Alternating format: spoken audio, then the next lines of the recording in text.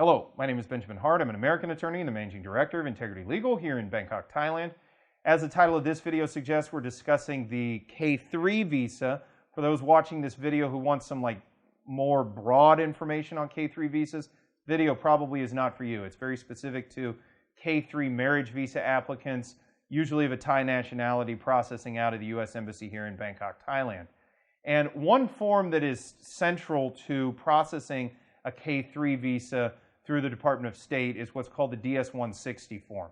Now, in the past, there were other forms associated. There were like the DS-156K.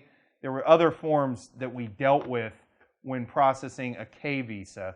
Now we're dealing with sort of a uniform DS-160 form. It is a digital form, and our clients go online. They go ahead and get their information, their relevant information into that form, and they go ahead and upload it, and they sort of deal with it, processing it through, we assist obviously, but this is information relevant to the specific applicant, so they need, I should say, to get that information up into the system in some form, in some way, and the DS-160 is the way in which that information is sort of put into the system, if you will.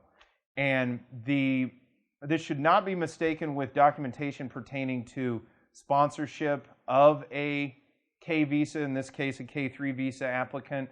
So that documentation related to an American citizen's ability to sponsor a K3 visa holder, that doesn't pertain necessarily to DS-160. It's basically a vital statistics form. It's asking for stuff like name, birth date, documentation numbers like passport number, address history kind of thing, where you're going to be living in the United States, etc.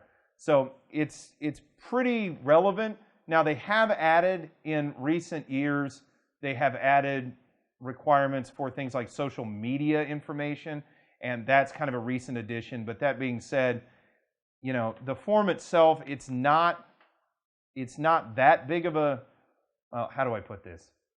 It has to be dealt with. It's relatively straightforward. We find folks are often annoyed with it, mostly because of the way it uploads. It can be a bit of a clunky system, for lack of a better term, and we oftentimes find ourselves pulling our hair out dealing with it too.